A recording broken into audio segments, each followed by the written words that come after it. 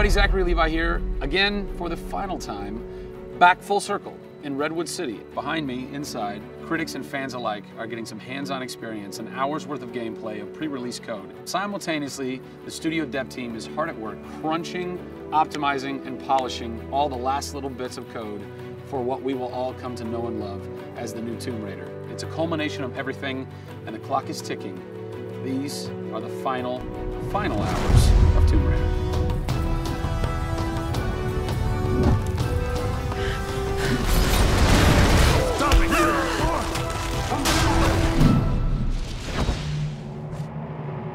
Tonight we have a large audience coming in. We decided that rather than going to one of our partners and just doing a live stream, we decided you come to us. Yeah. We have a big area in the studio, and let's open it up. Have you ever done anything like this before? No, we've never done it, because right now we've got black curtains up around a specific area of the studio, which is our next big thing.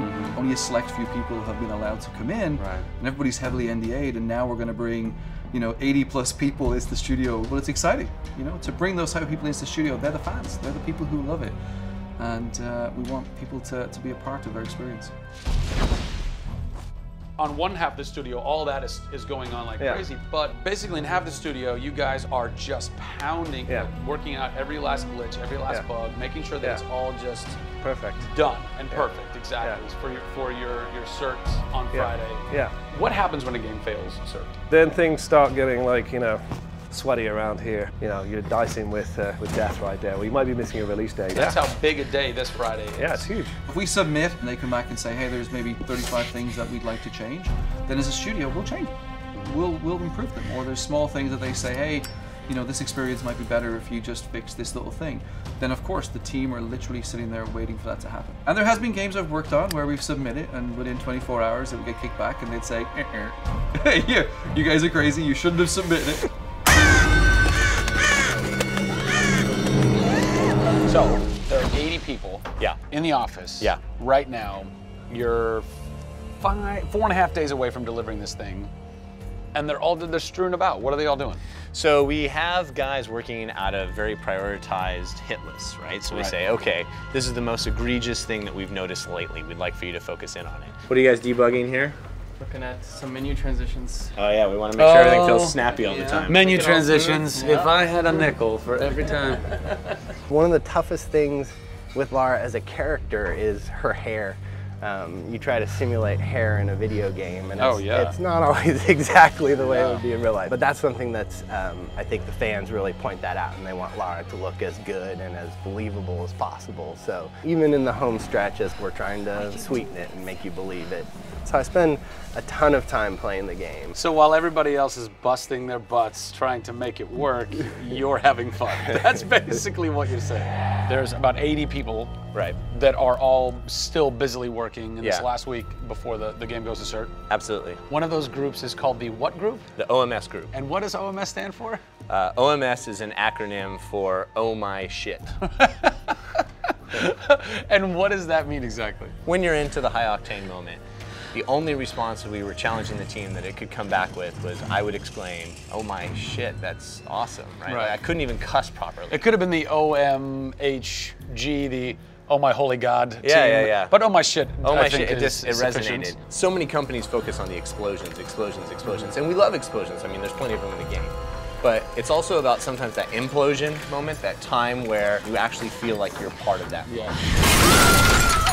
We have an early example in the scavenger den, very early in the game, where the camera is about 6 inches from the back of her head as she's in this claustrophobic moment as the ceiling gets lower and lower and the water gets higher and higher and her torch, you're worried, is it going to go out? And as you suck in for that moment, if it's resonating with people, as we've seen it resonate here, you actually watch people who are claustrophobic kind of lean back in their chair a little and kind of react, and that's exactly what an OMS team is about.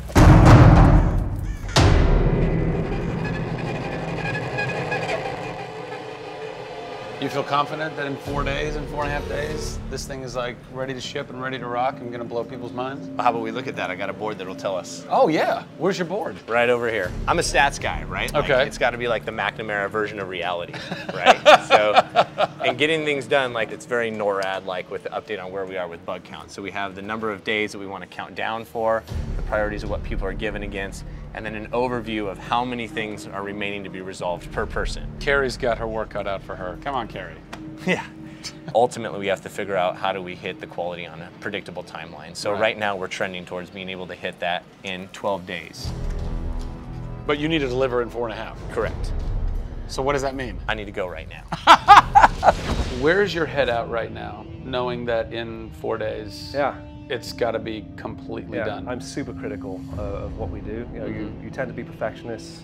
I'm absolutely that way. It's more like, this is leaving now. You're done working on it because time's up. And you're like, but there could be one more thing I could do. It's a weird feeling because it's been part of our lives for a very long time. How long have you been on it? Definitely 4 years, like 4 years. Yeah, 4 years. That's insane. I know.